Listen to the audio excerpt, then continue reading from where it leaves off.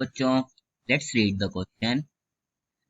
Which one of the following anion is present in the chain structure of silicates?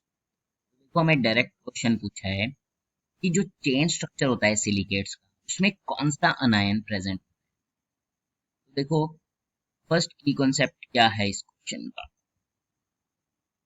देखो, हमें सबसे पहले ये पता होना जरूरी है, जब चेन स्ट्रक्चर बनता है तो वो कहाँ से शुरू होता है, किस बेसिक यूनिट से शुरू होता है. तो देखो, उसमें बेसिक यूनिट जो होता है वो होता है हमारा SiO4 नेगेटिव. ओके, इस बेसिक यूनिट से बनना शुरू होता है. ये टेट्राहेड्रल शेप में होता है.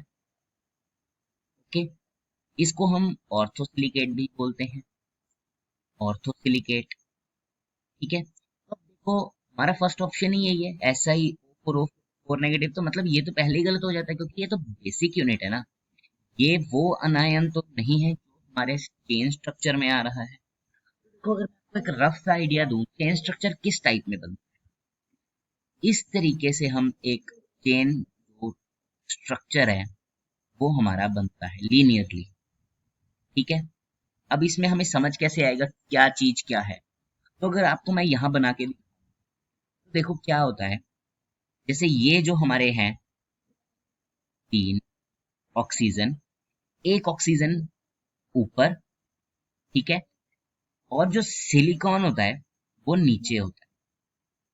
कैसे हम इसको दिखा रहे हैं, मैं आपको दिखाऊं. अगर ये सिलिकॉन है हमारा रेड वाला, ये ऊपर वाला ऑक्सीजन जो ये हमारा ब्लैक वाला है, ये ऊपर वाला ऑक्सीजन. ओके, उसके बाद ये साइड वाला नीचे वाला. ठीक है, 3 ऑक्सीजन है हमारे पास. अब देखो, 3 में से एक तो ये शेयरिंग में है और ये भी शेयरिंग में. देखो, इसके 2 ऑक्सीजन, एक ये और एक ये, दोनों शेयरिंग में है. अगर हम इसको बना रहे हैं तो यहाँ पे जो ऑक्सीजन था वो हमारा ये आ गया, इसके नीचे सिलिकॉन था वो ये आ गया हमारा, और बाकी इसका 1, 2 और 3 ऑक्सीजन ये आ गए. अब ये आगे शेयरिंग में है सिलिकॉन के साथ एक तरीके से. ठीक है, तो यहाँ पे क्या होता है, जब हम इसको स्ट्रक्चर को बना रहे हैं तो हमारे पास क्या अनायन यूनिट आ रहा है, हम देखेंगे. तो अनायन यूनिट में हमारे पास क्या आ रहा है, 2 नेगेटिव है, 2 नेगेटिव. ठीक है, और एक तरह से हम अगर एक सिलिकॉन के पास देखें कितने ऑक्सीजन, 2 तो उसके इंडिपेंडेंट है और 2 हाफ हाफ है उसका शेयरिंग में. तो हम क्या बोलते हैं, इसमें एक तरह से जो अनायन हमारे पास आता है SiO3 N. N मतलब कितने भी आगे ये जुड़े हुए हो सकते हैं, जैसे यहाँ पे भी एक जोड़ दें अगर हम, ऐसे ही इसके आगे भी जुड़ सकता है. तो इस तरीके से हमारे पास आता है SiO3 नेगेटिव. N लिखते हैं हम कि कितने आगे ट्रायंगल जैसे हमारे जो हमने बनाए हैं वो जुड़े होंगे, या टेट्राहेड्रल शेप होती है ये, ट्रायंगल नहीं हम इसको कह सकते. This is a tetrahedral shape. लेकिन इसको अगर हम 3D स्ट्रक्चर में देखते हैं, क्योंकि टेट्राहेड्रल में जो ऑक्सीजन और SI है वो अगर हम ऊपर से देखेंगे तो SI तो हमें नहीं दिखेगा ना, ऑक्सीजन. इस तरीके से ऐसे लगता है कि ये ट्रायंगल है, बट ये होता है टेट्राहेड्रल शेप में. तो देखो हमारा कौन सा ऑप्शन इससे मैच करता है, हमारा ऑप्शन नंबर 3 सही बैठता है.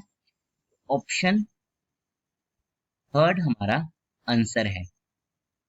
तो देखो इस क्वेश्चन में हमने क्या किया, हमने सीखा क्या बेसिक यूनिट होता है हमारा जो कि चेन स्ट्रक्चर के लिए बनता है. अभी ये एक तरह का चेन स्ट्रक्चर है, इसके बाद और भी चेन स्ट्रक्चर आता है जो कि हमारा एक तरह से इस तरीके के शेप में होता है. ये सर्कल मैं आपको वैसे बता रहा हूँ, सर्कल इन द सेंस कि जो ट्रायंगल्स हमारी जुड़ी होंगी वो इस तरीके से जुड़ी होती हैं कि एक बीच में कैविटी बनती है. ठीक है, उस तरीके का चेन स्ट्रक्चर होता है. लेकिन हमें पूछा चेन स्ट्रक्चर ऑफ सिलिकेट्स कोई भी, तो अगर हम इसमें देखें तो इसमें हमारे पास SiO3 2 नेगेटिव क्यों है, क्योंकि हमने देखा जब ये अटैच होता है 2 नेगेटिव्स आ जाते हैं हमारे पास, एक के पास 2 ऑक्सीजन उसके इंडिपेंडेंट है और 2 उसके पास हाफ हाफ शेयरिंग. तो हम इसको लिखते हैं SiO3 2 नेगेटिव, और N जितने ज्यादा हमारे पास यूनिट्स जुड़े हों. I hope you understand it well. Best of luck.